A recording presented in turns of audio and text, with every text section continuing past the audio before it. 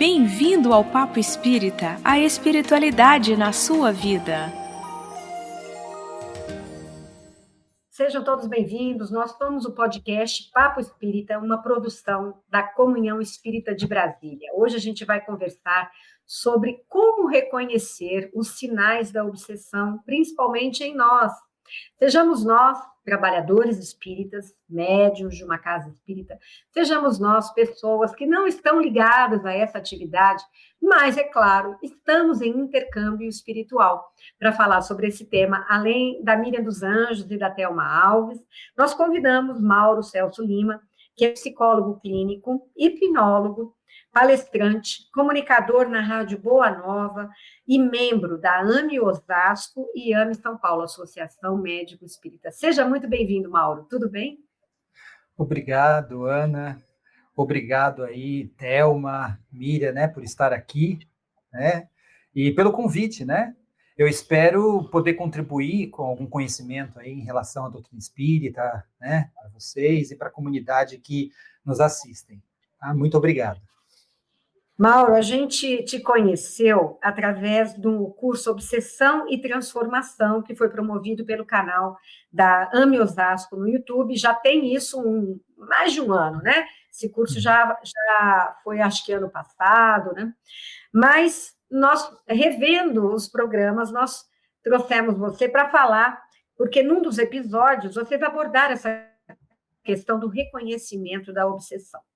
Mas para isso, né, Mauro, a gente precisa primeiro entender que Kardec nos ajudou a compreender que temos 3 tipos de obsessão. Obsessão simples, a subjugação e a fascinação. Como esse é um tema muito extenso, nós já trabalhamos ele, conversamos aqui em inúmeros outros episódios, mas é sempre bom relembrar, sempre termos outras visões e outras pessoas refletindo sobre isso. Faz um pouquinho uma diferenciação sobre cada uma dessas obsessões para nós. Tá, joia. Quando vocês, né, me convidaram, né, eu fiquei pensando no tema, né? Reconhecer obsessão. O quão é fácil, o quão é difícil isso, né? Às vezes a gente se pergunta, né? Quanto é fácil, quanto é talvez um pouco difícil. Mas eu vou falar para vocês, é um tanto difícil, né? Por quê? Esse reconhecimento, ele pressupõe primeiro um reconhecimento nosso, né? Talvez eu traga também um pouquinho o conhecimento da psicologia, porque é assim que a gente também vai entendendo um pouco, né? Porque como é que a gente reconhece, né, a obsessão? Também conhecendo a si mesmo. Porque você conhecendo a si mesmo, você vai entendendo quais são os seus pensamentos, você vai entendendo como são os seus sentimentos. E tudo que vem de diferente é muito fácil a gente ir reconhecendo. Começa a ficar mais fácil, né? Aquilo que era um pouco difícil, ele começa a ficar um pouco mais fácil e claro para a gente. Né? Quando a gente fala nesses 3 tipos de obsessão que você citou, né, que o Kardec ele coloca esses 3 tipos, né, obsessão simples, fascinação e subjugação, a gente está falando, né, qual que é o nível, né, de liberdade de pensamento ou de ação nessas 3 características, né? Por exemplo, quando a gente fala de uma obsessão simples, é aquela obsessão que é muito difícil de detectar, por quê? É do cotidiano, né? É aquela, a gente ainda tem uma certa clareza mental, a gente ainda possui uma certa serenidade em relação à nossa personalidade, né? Então, a liberdade, né? O nível de comprometimento da nossa liberdade está baixo, né? Ou seja, eu penso, né? Eu faço, eu consigo resistir a algumas investidas que os espíritos nos fazem, né? Porque, como Kardec disse, né? A gente está cercado de espíritos a todo momento. Então, disso a gente não pode fugir, né? Então, a gente está sempre cercado de espíritos, né? Então, e às vezes, né, e esse cercar-se de espíritos também faz com que a gente receba as suas influências, né? E isso vai fazendo com que, se for uma obsessão simples, a influência é muito pouca, né? A fascinação, né? A fascinação, a gente já tem uma perda parcial, né, dessa liberdade, né? Já começa, né? Porque o que acontece, né? O que afeta a fascinação?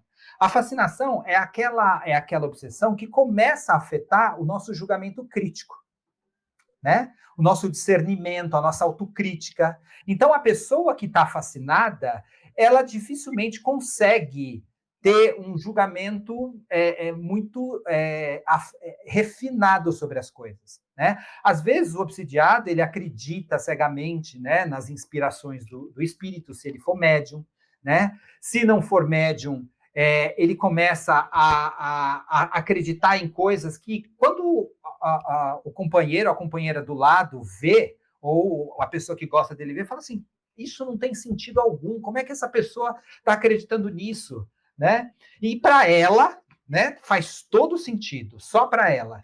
Quando todo mundo, você vira, todo mundo tá com aquela cara de ué, né? Gente, o que está acontecendo com a pessoa? Então, a pessoa ela já está com o julgamento crítico já com alguma prejudicado, exatamente. E a subjugação, a gente fala que é um comprometimento da liberdade, é praticamente total às vezes, né? Por quê? Há uma perda significativa da liberdade psíquica. Você já nem pensa mais por si mesmo. Aí você tem um controle da sua vontade. O espírito está em controle da sua vontade. Então, você tem pouca autonomia às vezes, e às vezes até há um controle motor, né? Por isso da subjugação, né? Você às vezes faz coisas, né, com o seu corpo que você não tem controle sobre ele. Então é uma mente, a influência é tão forte, né, que é uma mente fora de você que te controla, que é um espírito que vai te controlando, né? Então essa é basicamente a diferença. Então assim, você vê como aqui são graus, né? Graus que vai aumentando cada vez mais de comprometimento da sua liberdade, né? Miriam, é tão interessante, né, esse assunto, porque diz tanto da nossa distração conosco mesmo, né? Da gente estar tão distraído do que a gente sente, da gente não avalia. Ao mesmo tempo que a gente também aprende na doutrina que os obsessores, eles não criam algo em nós que já não exista, né? Há uma certa atração por alguma fragilidade moral nossa. E aí, Mauro, estou aqui pensando nessa obsessão simples, porque está dentro do nosso cotidiano, às vezes é um comportamento meu, né, que eu acho bastante natural, ser agressivo, por exemplo, né? E aí isso vai tomando um corpo de tal forma que eu também vou me associando a outras influências, como a influência obsessiva. E você falou uma coisa importante, a questão do autoconhecimento. Você poderia só explorar um pouco mais nesse sentido, já que a minha percepção é assim, eu estou sendo influenciado, mas eu não percebo, e essa influência vai se tornando um comprometimento maior e vai aumentando o meu nível de comprometimento até perder minha vontade, né? Nesse nível de comprometimento da obsessão. Mas tudo começa no momento em que eu não dou conta de que, além dessa minha fragilidade, ela está exacerbada, sei lá, alguma coisa assim.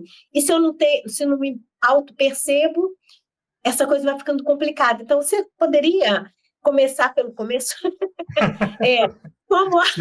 Como o autoconhecimento é uma ferramenta importantíssima para a gente poder perceber antes que chegue no ponto em que eu já não dou mais conta que estou sendo obsediada, o companheiro, o amigo está me falando e eu estou achando que quem está louco é ele, quem está obsediado é ele, não eu, né? Então, pelo comecinho. Pois é, né? O autoconhecimento é importante, né? Porque é através dele que a gente vai cair nas armadilhas psíquicas, nas nossas armadilhas psíquicas, né? As nossas tendências, né? Quando a gente tem uma tendência, por exemplo, se eu tenho uma tendência aí a pensar mal dos outros, a fazer fuxiquinhas das pessoas, o que acontece? eu tenho uma tendência aí, né? E essa tendência ela vai ser usada para aqueles que realmente não querem o meu bem, né? Como porta de entrada para o meu desequilíbrio, né? Por quê? O que acontece a obsessão ela só acontece, né? Ela só avança de grau quando, por exemplo, ela afeta a nossa moralidade, né? Vai afetando e conforme, se você se conhece, por exemplo, você já sabe, olha, se eu tenho um pensamento esquisito, que não é o pensamento que normalmente eu tenho, por exemplo, eu começo a achar estranho. Eu falo, peraí, tem alguma coisa. Eu normalmente não penso assim, né? Ou se eu tenho um pensamento, por exemplo, se eu começo a ir pensando mal do outro, né? E eu caio nessa, é bem possível que eu vá para uma fascinação, vá para uma subjugação. Mas isso é um processo muito longo. Outro dia eu estava estudando com o pessoal da AME, né? O livro Novos Rumos da Medicina do Dr. Inácio Ferreira. E lá tem um caso muito curioso que fala exatamente sobre essa questão da obsessão simples, né? É o caso de uma mulher, né? E essa mulher, ela passou anos com esse marido e quando ela estava lá para a idade, né, de 60, 70 anos, ela começou a ter ciúme do marido, mas um ciúme doentio. Esses ciúmes existiam durante o relacionamento dela, mas era completamente controlável. E aí, eles foram fazer um tratamento desobsessivo, né? Porque ela foi em vários médicos e não conseguiam entender o porquê desse ciúme doentio. E aí, eles foram fazer o tratamento lá no sanatório em Minas Gerais, com o doutor Inácio. E o que aconteceu? Eles perceberam que havia uma mulher que o marido dela tinha conhecido há 23 anos atrás, né? E que essa mulher, né? Eles tiveram um caso e como ele fazia feiras e trocas de animais e vendas e vendas de animais, o que aconteceu? Essa pessoa, ele levou ele uma vez para fazer esses comércios junto com ela, levou ela para fazer, e o que aconteceu? Chegou um momento, ela falou assim, olha, eu não posso levar você mais comigo, porque isso vai ser muito ruim para você. Os lugares que eu vou, vai ser muito ruim para você, então eu quero que você fique aqui. Ela pegou e ficou. Só que ela falou assim, olha, se você me deixar aqui, eu me suicido. Ela pegou e se suicidou. E aí, nunca mais ele viu falar nessa pessoa. E o que aconteceu? Essa pessoa estava todo o tempo, olha, 23 anos, junto com ele, obsidiando. Né? Era o quê? Uma obsessão simples. E que, depois de um certo momento, né, por conta de uma abertura, né, que já vinha essa semente na mulher dele, ela entrou nessa obsessão um pouco mais ostensiva. Então, quando a gente fala de se conhecer, é exatamente isso. Quando você conhece o seu pensamento, quando você conhece o seu padrão de pensamento, como você é, os pensamentos que você tem, se vem um pensamento diferente e você sabe, tem conhecimento sobre obsessões, essas coisas, você já começa a identificar melhor.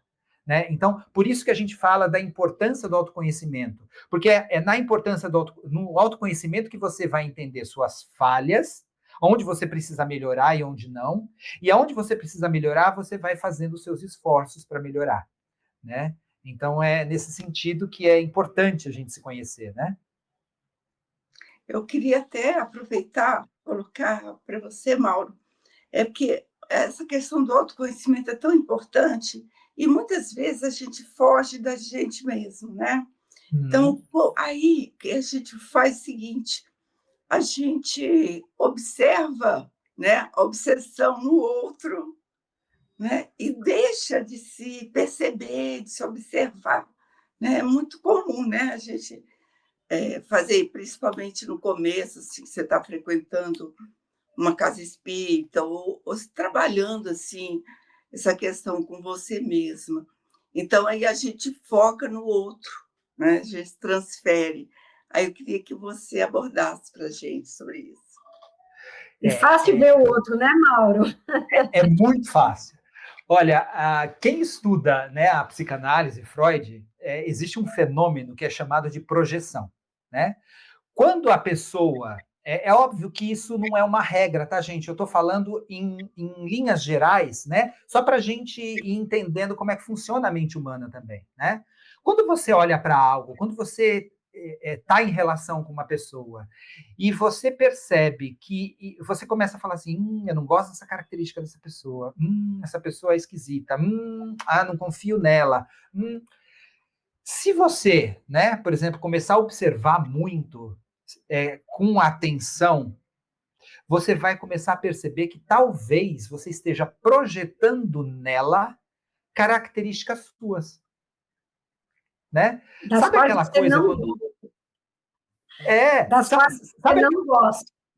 exatamente. Sabe aquela coisa, é um fenômeno também muito, muito, muito comum, quando, por exemplo, uma mulher grávida, vocês que são mulheres, né? Não sei se vocês têm filhos, né? Mas assim, uma mulher grávida, ela sai na rua, parece que tem um monte de gente grávida, né? Gente, mas nunca vi tanta mulher grávida na vida, né? Parece que quando ela tá grávida, todo mundo fica grávido. Ou quando você compra um carro, né? Comprei um carro X.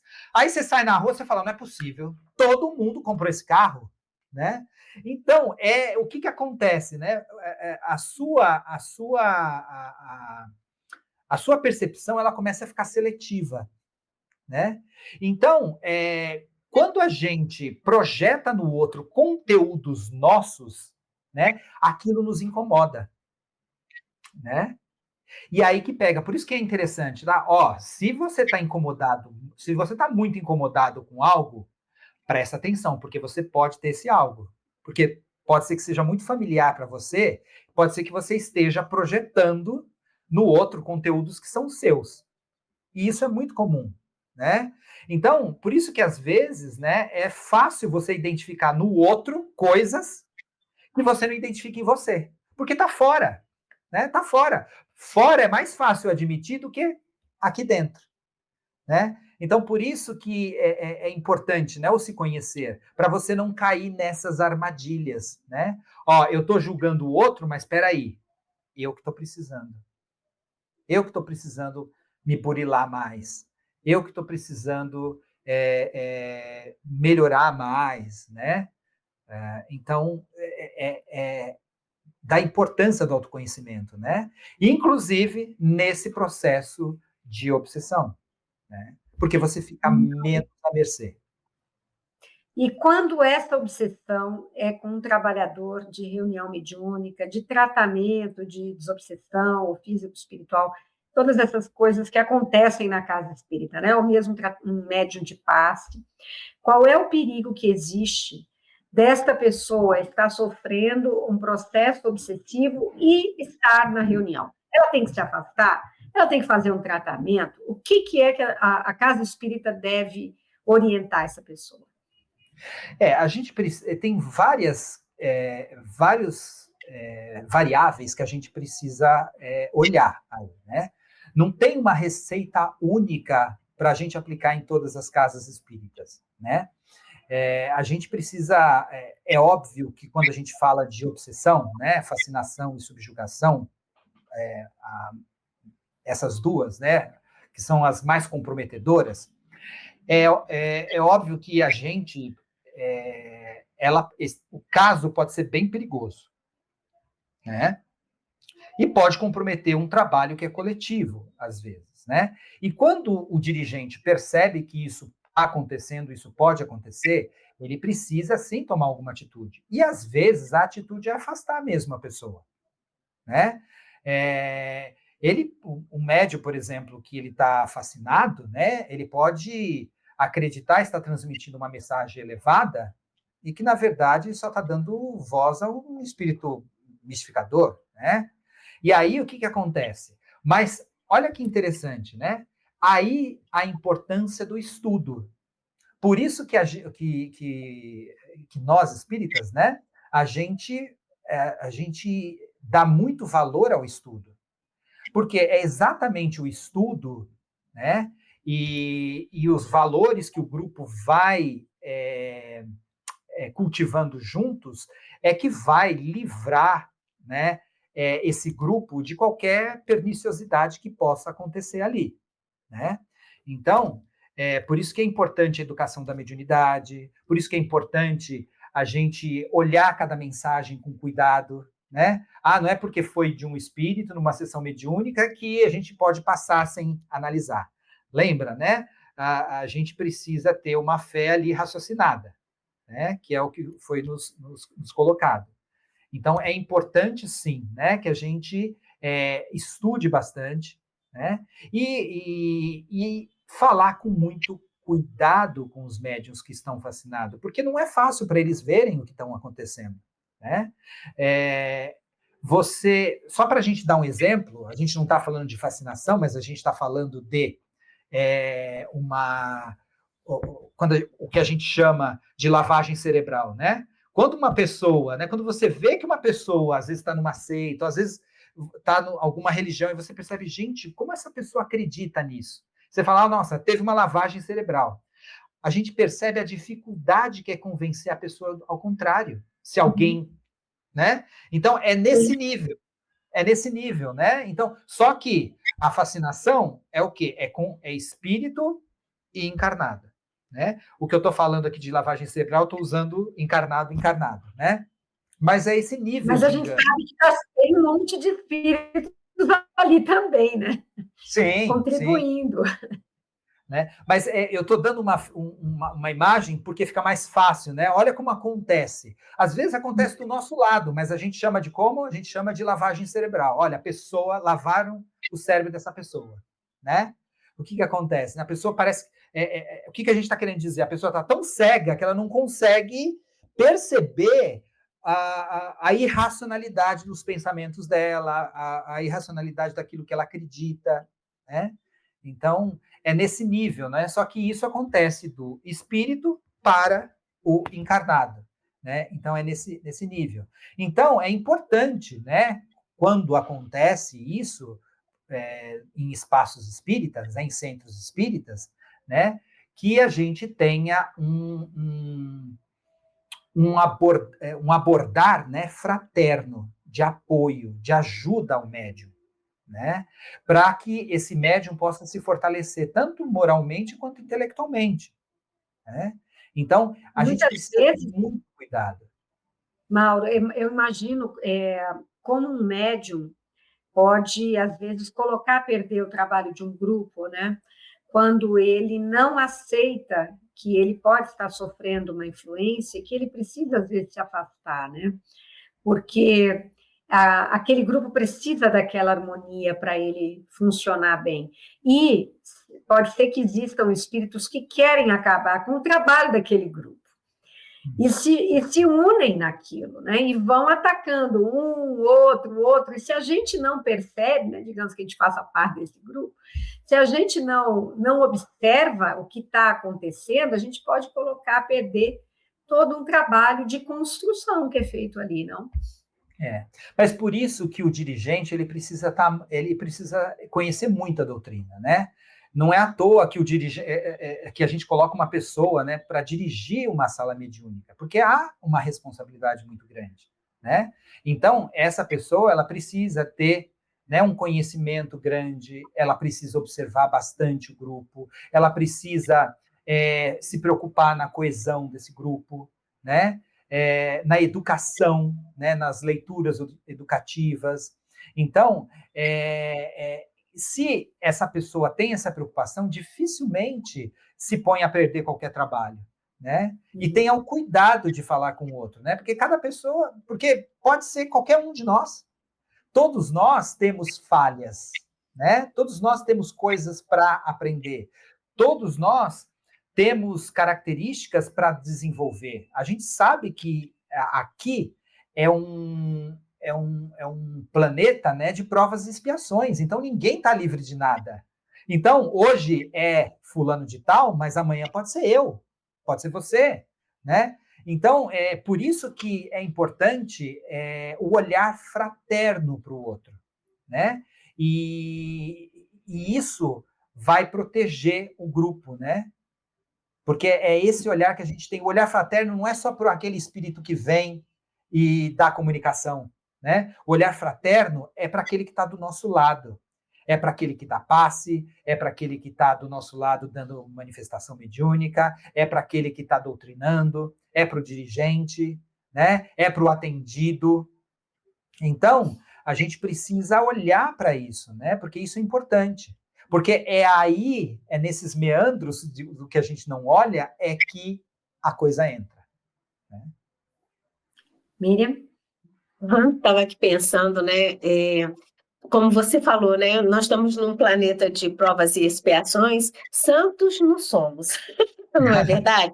Brechas temos 1000.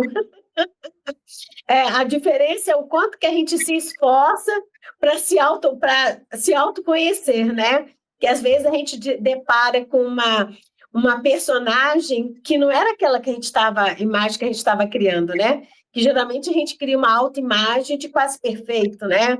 O defeito está nos outros, é o outro que me provoca, né? Aquelas coisas assim. Mas quando essa questão da influenciação chega, né, no médium, a gente tem uma ilusão de que se é um trabalhador de uma casa espírita, isso não deveria acontecer. Ele está lá dentro da casa espírita, ele é ostensivo, de alguma forma, ele capta, né, essas influências dos espíritos para numa psicofonia, numa psicografia ou numa vidência. Como isso é possível? E às vezes a gente vai... Oi? E, Miriam, esse trabalhador também acha que tem um dirigente espiritual tomando conta de tudo, né? Então, como assim? Pois é, porque há uma estrutura, realmente há um dirigente encarnado, há um dirigente, uma equipe espiritual, mas às vezes como a gente está muito para fora, como foi dito aqui, a gente acha que o dirigente encarnado ou o dirigente sua equipe espiritual vão dar conta, se algum espírito me obsediar, eles vão dar conta de tirar. Porque muitas vezes irmãos de outras religiões, mesmo espíritas, chegam nas nossas casas, tira isso de mim, né? Eu estou obsediado, estou com a influência, né? Tira isso de mim. Então a gente acha que alguém pode tirar isso, e conforme a gente vai estudando, a gente vai percebendo que autoconhecimento e estudo, porque aquilo que eu não conheço, eu não identifico. Por isso a necessidade tão importante da gente estudar, penso, né? Então, quando estou pensando no médium, ele também dá pequenos sinais, né? E a atenção não apenas do dirigente, mas do grupo, né? Que faz parte daquele grupo mediúnico, porque dá pequenos sinais que se repetem, né? Isso a gente pode ir observando nos grupos. Há manifestações que se repetem muitas vezes com temas repetitivos. O médium que era de um jeito começa a ser de outro jeito, começa a falar coisas que não convêm. E essa fraternidade, né? Esse ato caridoso de acolher esse médium é importante, porque como é difícil a gente perceber que, poxa, eu médium de uma casa espírita que trabalho, estou obsediado, abrir brecha. Não, eu não admito que eu tenha brecha. E aí é muito difícil a gente ouvir, né, do outro nos dizer, e eu estou querendo chegar nesse ponto todo. Também nas nossas casas espíritas, a gente tem uma terapêutica espírita que é o tratamento de desobsessão, né? Em geral, a maior parte das casas espíritas tem isso. Como é que funciona e qual é o objetivo do encaminhamento para esse tratamento, seja ele médium da casa espírita, aquele que chega na nossa casa, tira isso de mim, que não está me fazendo bem? Qual é o papel, qual o objetivo desse tratamento de desobsessão, uma vez que também nesse tratamento depende da minha autopercepção de que alguma coisa em mim também não está indo bem, Mauro? Eu gosto das colocações que você faz, né? Porque faz a gente pensar em algumas coisas. Quando a gente fala de um grupo espírita, né? Vamos pensar que esse grupo pode ser uma pessoa. Vamos pensar, né? O grupo como sendo uma pessoa, né? O grupo espírita também tem a sua evolução, né? Então, O grupo espírita também tem as suas provas. O grupo espírita também tem as suas... E não há provas sem dificuldades, né? Você tem as suas dificuldades, né? Então, você ser uma casa espírita, né, não garante... Como assim? Você ser espírita não garante que você não seja obsidiado. Da mesma forma, você ser uma casa espírita não garante que não sofra investidas do astral, né? E quanto mais a gente consegue lidar com essas questões, mais forte o grupo vai ficando, né? Então, isso que é importante, né? Porque, assim, a gente só aprende, não só aprende, mas a gente aprende também nas dificuldades, né? Nas provas que nos colocam. Então, os grupos espíritas também têm provas, porque a gente não evolui sozinho, né? A evolução acontece em grupo. A gente é um indivíduo que tem a nossa evolução própria, mas a gente evolui em grupo, né? Um grupo. Senão a gente não era posto em relação um com o outro, né? E vai amadurecendo, né? Porque a gente vai passando pelas situações e vai aprendendo, não é isso? Exatamente, né? Então, por isso que é importante, assim, ser um grupo espírita não é sinônimo de que não vai ter... Sim, você vai ter proteção, óbvio que vai ter. E a gente sempre tem proteção. Mas qual é a sintonia que você está vibrando? Porque tudo é sintonia. O grupo também tem uma sintonia. Como a gente sabe por estudos que o planeta Terra tem uma sintonia, tem uma vibração, né? O Brasil tem uma vibração. São Paulo tem uma vibração. O centro espírita tem uma vibração. O indivíduo também tem uma vibração. E, normalmente, essas vibrações, elas estão... Se eu estou aqui no Brasil, nessa época, nesse momento, é porque a minha vibração é muito parecida a esse povo, né? Então, a gente só entende direito o que acontece, né, nos meandros da obsessão se a gente começa a entender essa questão de qual é a vibração, né? Qual a sintonia que a gente está, né? Eu acho que eu me perdi na sua pergunta, Miriam. Eu estou aqui, né? É porque o tema faz a gente viajar, né? Imaginar mil coisas. Na verdade, a minha pergunta era como é que o tratamento de desobsessão auxilia aquele que está sob a influenciação, seja ele médium ou não? Auxilia porque, assim, ó, quando a gente faz, né, quando a gente vai para um grupo espírita e a gente faz um tratamento, né, desobsessivo, o que acontece? Quem é atendido, além da pessoa que busca, né, é também aquele que acompanha. E aquele que acompanha, muitas vezes, não tem noção do que acontece, do que está acontecendo. Por exemplo, esse exemplo que eu dei há pouco, falando dessa mulher, né, que foi obsidiada por uma ex do marido dela, que se suicidou há 23 anos atrás. Ela não tinha noção nenhuma que estava morta. Não tinha noção nenhuma que essa influência que ela fazia na casa desse cara estava influenciando negativamente a mulher.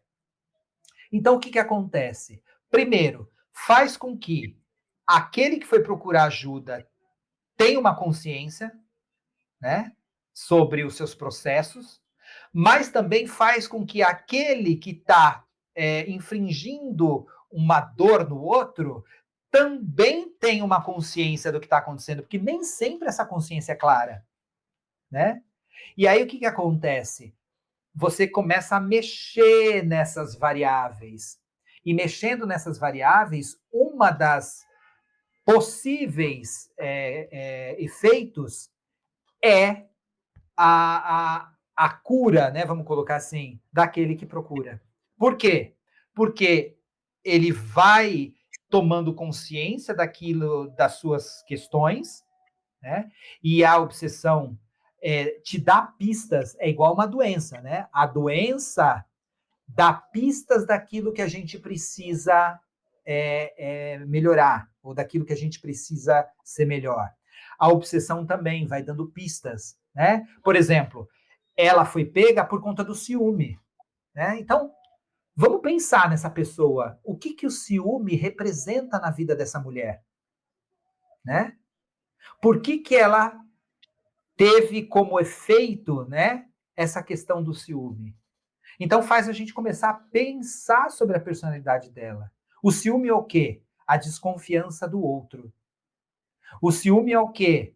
Um não reconhecimento do próprio valor, né? Então, aí a gente começa a ter, opa, peraí, ela tem uma falha de reconhecer o próprio valor. Então, seria interessante a gente começar a ver isso. Porque a gente pode falar assim, você pode me perguntar, né? Tá, mas o espírita então tá fácil. E quem não é espírita, como é que faz? Né? Tá, o espírita tem lá o tratamento de desobsessão, mas e quem não é espírita? Pois eu tô te respondendo aí. É exatamente.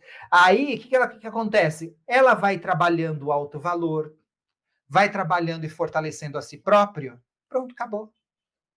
Ela se desconecta O dessas autoconhecimento resolve, é o melhor tratamento desobsessivo, é isso que você quer dizer.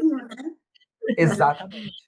Mesmo sem casa espírita, mesmo sem tratamento desobsessivo, mesmo sem médium, a gente trabalhando as próprias questões, a gente vai afastando, né? Exatamente. Porque você a gente muda, né? A sintonia.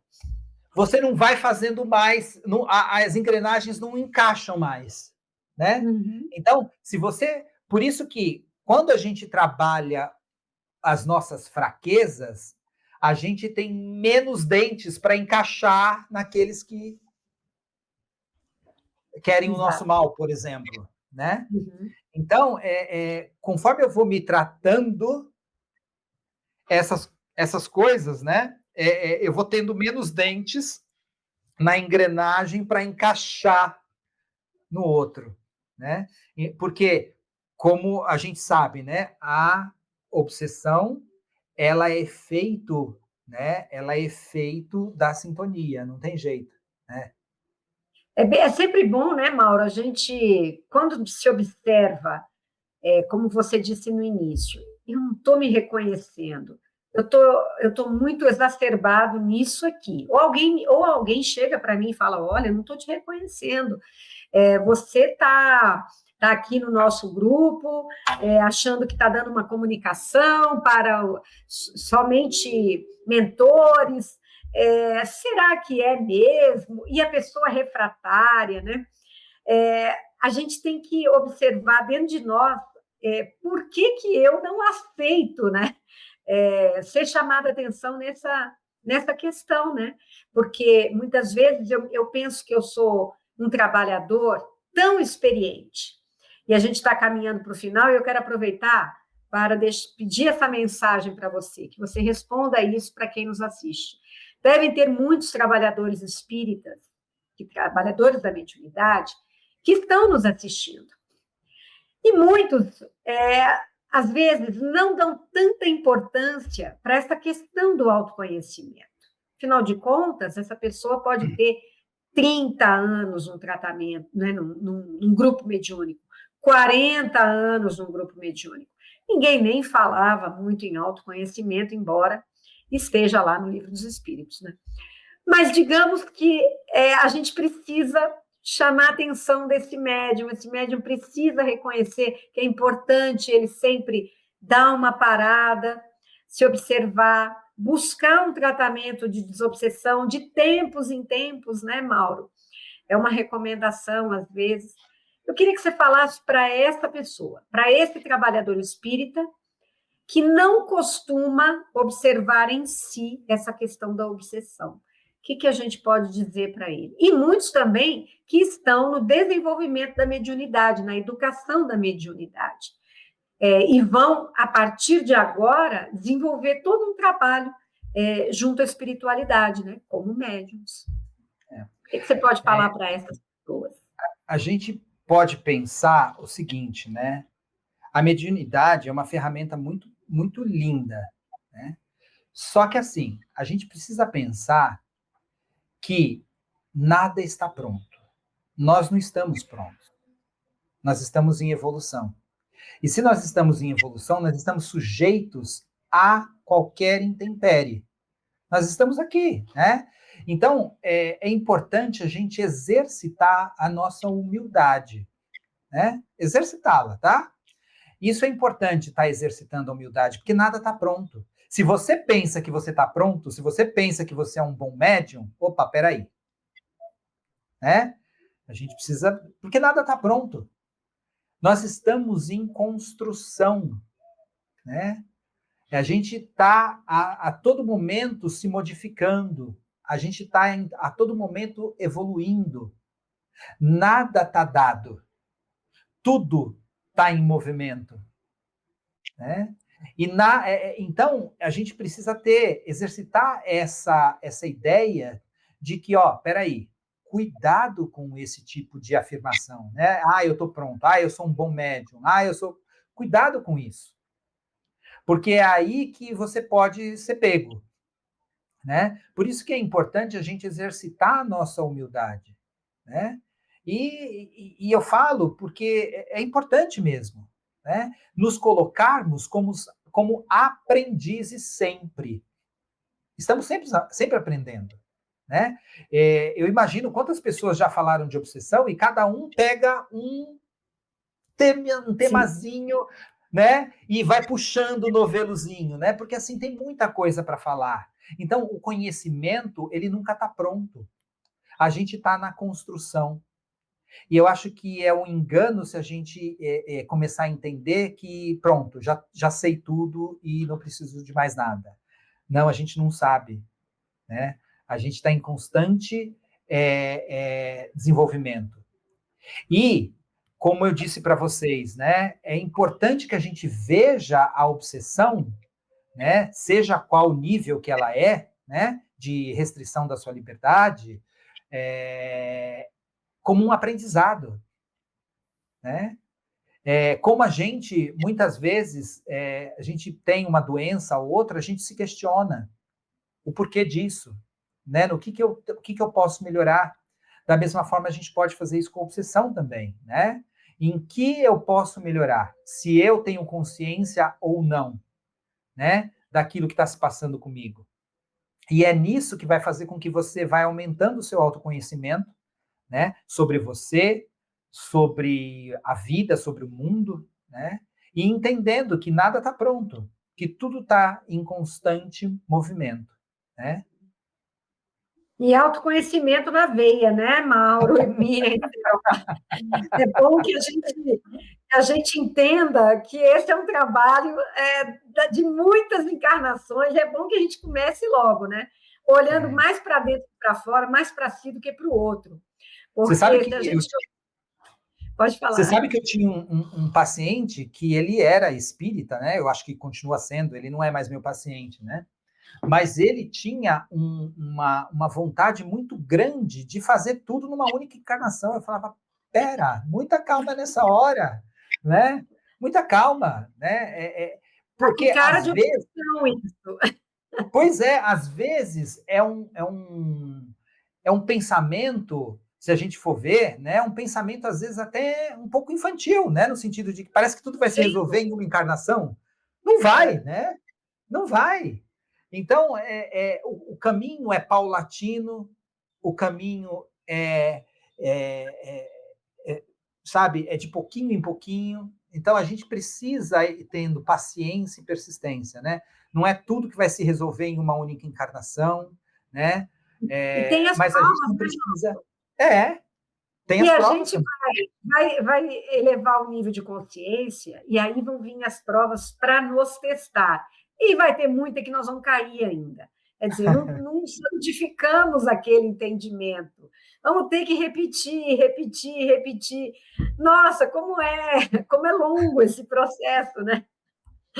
Mas, Mauro, infelizmente, o nosso tempo por isso a importância da gente exercitar a humildade, né? Exercitá-la.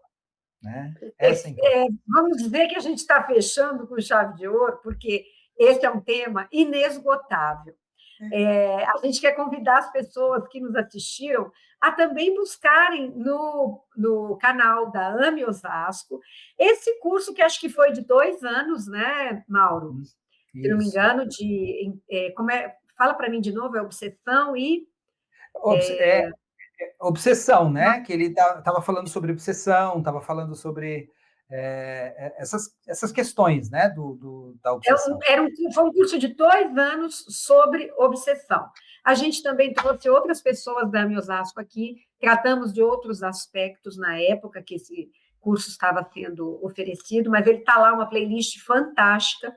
Agora a gente está acompanhando o curso Saúde e Espiritismo, também da AME Osasco.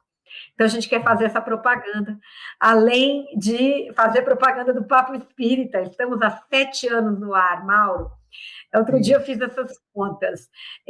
Todo tipo de tema já passou por aqui, todo tipo de convidados, muitos se repetem. Então, a gente quer convidar Mauro e quem nos assistiu a nos acompanhar. Nossa playlist está no canal TV Comunhão Espírita de Brasília e TV Comunhão. 2 playlists em 2 canais lá no YouTube para você seguir, se inscrever, maratonar e acompanhar. Se você gostou desse tema, temos muitos outros parecidos sobre mediunidade e obsessão também na nossa playlist. Mauro, muito obrigada pela sua presença, a sua participação super calorosa, amistosa e muito tranquila aqui conosco. Miriam e Thelma também, obrigada. E a vocês, até a próxima.